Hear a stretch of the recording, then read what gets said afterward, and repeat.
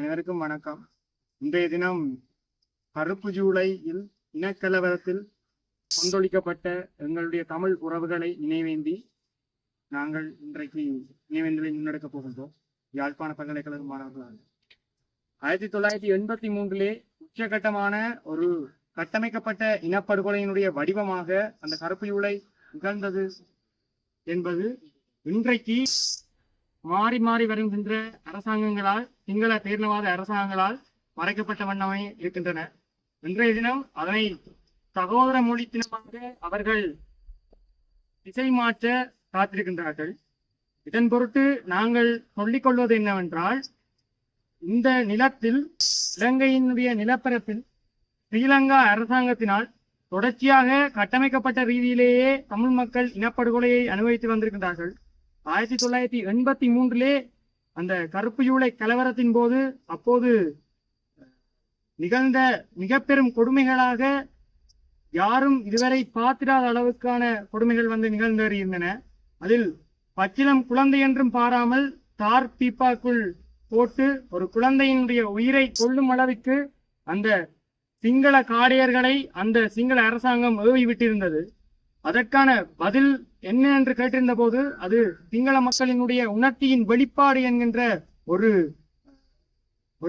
எந்த விதமான ஒரு நியாயமான பதிலமற்ற முறையிலேயே தமிழ் மக்கள் இந்த நிலத்தில் தொடர்ச்சியாக இனப்படுகொலையை சந்தித்து வந்திருக்கின்றார்கள்.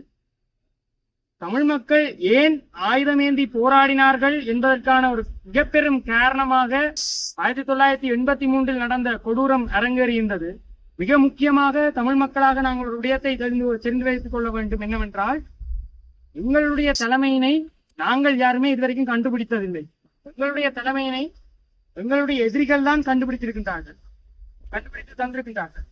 அதே போலத்தான் அந்த 83 கலவரத்தின் போதும் எங்களுடைய இனத்தினுடைய நீதியையும், அது மட்டுமில்லாமல் எங்களுடைய நிலப்பரப்பு எது என்பதனையும் எங்களுடைய எதிரிகள் தான் எங்களுக்கு சொல்லியிருக்கின்றார்கள். ஏனென்றால் அந்த கலவரம் நடந்த போது கொடுமையாக கொழும்பில் மற்றும் அதன் வகிபாக பகுதிகளில் வகித்திருந்த வியாபாரிகளான தமிழ் மக்கள் கொடுமையாக கொடூரமாக கொலை செய்யப்பட்டார்கள். கொலை செய்யப்பட்டு அது மட்டுமில்லாமல் இந்த நிலப்பரப்பில் கொண்டு வந்து ஏற்றி இறக்கி விடப்பட்டிருந்தார்கள்.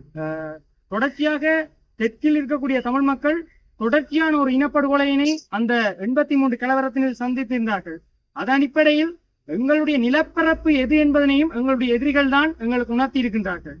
எப்படி எங்களுடைய தலைமை எது என்று அவர்கள் உணர்த்தி இருந்தார்களோ அதே போலத்தான் நாங்கள் சொல்வது, எங்களுடைய மக்கள் இந்த நிலத்தில் தொடர்ச்சியாக இனப்படுகொலை சந்தித்துக் கொண்டு வரும் இந்த வேளையில் தற்போது அதிகாரத்துக்கு மாறி வந்திருக்கக்கூடிய ஜேவிபி அரசாங்கமும் சரி என்ன செய்கின்றார்கள் என்றால் 2022 இருந்து ஒரு தமிழ் மக்களுடைய இந்த துயரமான துன்பகரமான இந்த இனப்படுகொலை சம்பவத்தினை மாற்றியமைக்கும் நோக்கத்தோடு இதனை சகோதரத்துவ தினமாக அனுஷ்டிக்க வேண்டும் என்று விடுப்பு சொல்வது என்னவென்றால், இந்த மக்களுடைய துயரங்களையும் இந்த மக்களுடைய மனங்களையும் புரிந்து கொள்ளாத ஒரு மனநிலையே வெளிச்சம் போட்டு காட்டுகின்றது.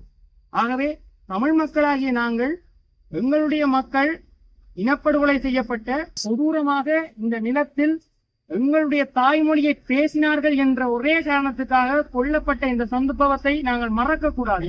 வரலாற்றிலிருந்து பாடங்களை கற்றுக்கொண்டு அடுத்த கட்டத்துக்கு நாங்கள் நகர வேண்டும். அந்த விதத்தில் கருப்பு ஜூலை கலவரம் என்பது இலங்கையை மிக பெரும் அளவில் உலுக்கி போட்ட ஒரு கலவரம்.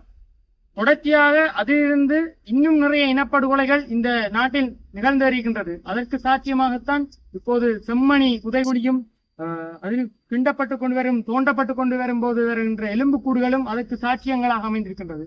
ஆகவே தமிழ் மக்களாக நாங்கள் எங்களுடைய உறவுகளை, எந்த பாவம் செய்யாத அப்பாவிகளை நாங்கள் வந்து இந்த இடத்தில் நினைவு கூற வேண்டும்.